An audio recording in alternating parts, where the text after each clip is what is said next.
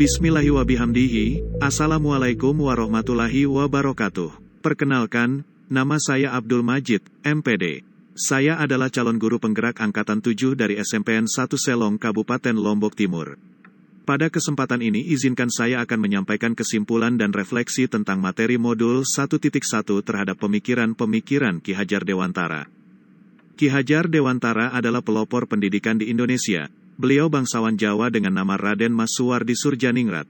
Pada zaman kolonial pendidikan sangatlah terbatas, hanya anak-anak bangsawan yang bisa sekolah untuk mendidik calon pegawai. Tahun 1922 lahir Taman Siswa di Yogyakarta sebagai gerbang emas kemerdekaan dan kebudayaan bangsa. Berkat jasa Ki Hajar hingga saat ini semua warga Indonesia bisa menikmati, mengikuti pendidikan dan pengajaran. Seperti yang kita ketahui, Ki Hajar Dewantara adalah Bapak Pendidikan Indonesia yang lahir pada tanggal 2 Mei tahun 1889. Pemikiran-pemikiran beliau tentang pendidikan, seperti misalnya semboyan ing ngarso sungtulodo, ing madya mangunkarso, tutwuri handayani sedikit banyak mempengaruhi perkembangan pemikiran pendidikan di Indonesia sejak dulu hingga kini. Apa yang Anda percaya tentang murid dan pembelajaran di kelas sebelum Anda mempelajari modul 1.1? Sebelum mempelajari modul 1.1 mengenai refleksi filosofis pendidikan nasional, Ki Hajar Dewantara, sebagai guru saya meyakini beberapa hal sebagai berikut, tentang pengajaran sama dengan pendidikan secara teori dan praktik. Guru dalam proses kegiatan belajar mengajar adalah subjek utama kegiatan pembelajaran. Sebagai guru dalam proses belajar mengajar, saya harus mampu mentransfer ilmu kepada peserta didik saya secara klasikal, ceramah, diskusi, dan tanya jawab. Saya sudah terbiasa dengan menganggap siswa tidak akan paham atau tidak akan menguasai sebuah tema atau materi kalau materi pelajaran tidak saya jelaskan. Pembelajaran monoton di dalam kelas. Peserta didik dikatakan telah belajar atau menguasai materi jika mereka bisa mengerjakan soal asesmen sesuai dengan kompetensi dasar yang tertera di kurikulum serta nilainya mampu melampaui KKM. Memberikan tugas yang seragam tanpa mempertimbangkan keragaman potensi peserta didik, sanksi, hukuman kepada peserta didik dapat mengubah perilaku mereka ke arah yang lebih baik. Melakukan pembiasaan anak tetap diam tanpa mengekspresikan apa yang mereka harapkan. Meminta siswa mendengarkan apa yang saya sampaikan dan menyimak sampai akhir jam pelajaran. Apa yang berubah dari pemikiran atau perilaku Anda setelah mempelajari modul ini?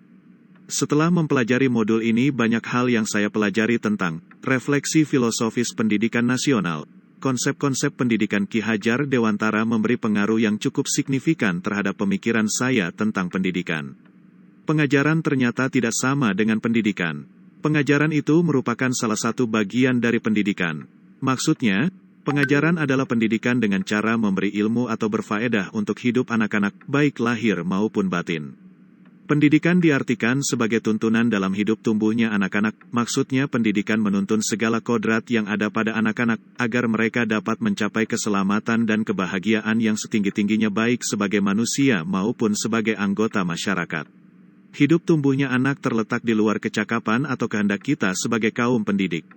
Anak-anak adalah makhluk, manusia, dan benda hidup, sehingga mereka hidup dan tumbuh menurut kodratnya sendiri.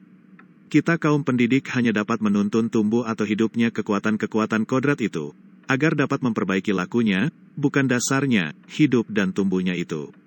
Dalam menuntun kita dapat mengibaratkan diri kita sebagai petani, dan anak-anak yang kita didik sebagai benih. Kita sebagai pendidik hanya dapat menuntun tumbuhnya padi tersebut. Kita dapat memperbaiki kondisi tanah, memelihara tanaman padi, memberi pupuk dan air, membasmi ulat-ulat yang mengganggu hidup tanaman padi dan lain sebagainya. Tetapi kita tidak dapat mengganti kodratnya padi. Kita tidak bisa memaksa padi itu tumbuh seperti jagung, misalnya. Sebagai pendidik kita harus terbuka namun tetap waspada terhadap perubahan-perubahan yang terjadi. Pada dasarnya sudah membawa kodratnya yaitu kodrat alam dan kodrat zaman. Kodrat alam anak berbeda-beda. Kodrat alam anak yang tinggal di perkotaan akan beda kodratnya dengan anak yang tinggal di pedesaan. Mereka akan memiliki potensi, bakat dan minat yang berbeda. Maka kita harus menyadari bahwa setiap anak itu beragam dan mempunyai keunikan sendiri-sendiri.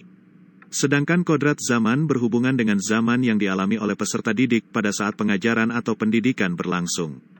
3 prinsip untuk melakukan perubahan atau sering disebut 3 asas trikon, yaitu, kontinuitas adalah ketika kita belajar harus berkelanjutan.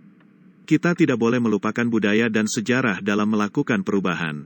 Konvergensi adalah pendidikan harus memanusiakan manusia dan memperkuat nilai kemanusiaan kita. Dan yang terakhir adalah konsentris adalah pendidikan harus menghargai keberagaman dan memerdekakan pembelajar. Tujuan pendidikan yang digagas Ki Hajar Dewantara adalah bagaimana pendidikan mampu membuat anak memiliki budi pekerti yang baik. Budi pekerti, atau watak, diartikan sebagai bulatnya jiwa manusia. Orang yang mempunyai kecerdasan budi pekerti akan senantiasa memikirkan dan merasakan serta memakai ukuran, timbangan dan dasar-dasar yang pasti dan tetap. Watak atau budi pekerti bersifat tetap dan pasti pada setiap manusia, sehingga kita dapat dengan mudah membedakan orang yang satu dengan yang lainnya. Budi pekerti, watak, atau karakter merupakan hasil dari bersatunya gerak pikiran, perasaan, dan kehendak atau kemauan sehingga menimbulkan tenaga.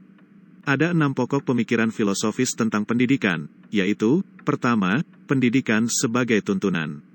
Dalam konteks sosial budaya, menuntun diwujudkan dalam keteladanan guru dalam proses pendidikan, baik keteladanan sikap, karakter, dan perilaku, karena anak belajar dari apa yang mereka lihat dan rasakan. Menuntun juga berarti mendidik dan mengajar anak sesuai potensi, minat, dan bakatnya. Kedua, kodrat alam dan kodrat zaman. Pendidikan harus mempertimbangkan kodrat alam dan kodrat zaman. Seorang anak telah memiliki kodrat alam potensi, bakat, kemampuan yang unik, berbeda-beda satu sama lain.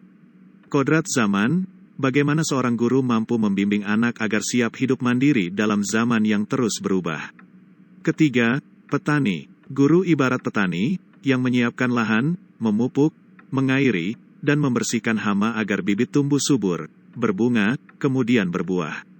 Petani dapat mengupayakan tumbuhnya bibit dengan sebaik-baiknya, tetapi tidak dapat mengubah kodrat bibit menjadi tanaman lain.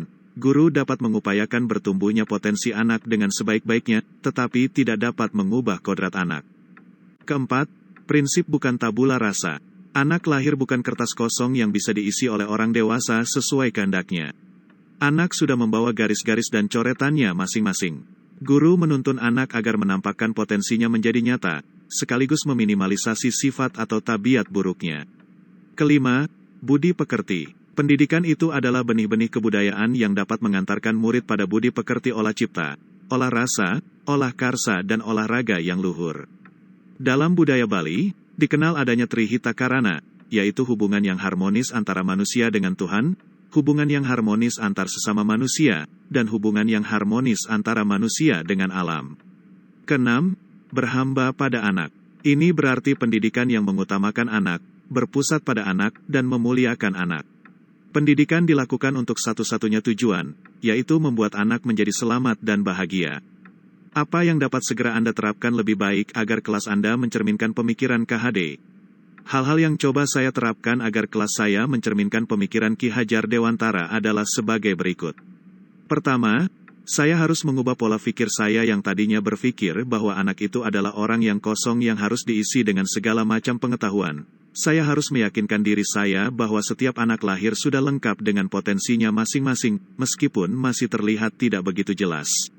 Saya harus peka memahami, membaca dan mengenali setiap potensi anak yang saya didik agar pengajaran dan pendidikan yang saya berikan nantinya, baik metode maupun bahan ajar bisa betul-betul menggali potensi anak semaksimal mungkin.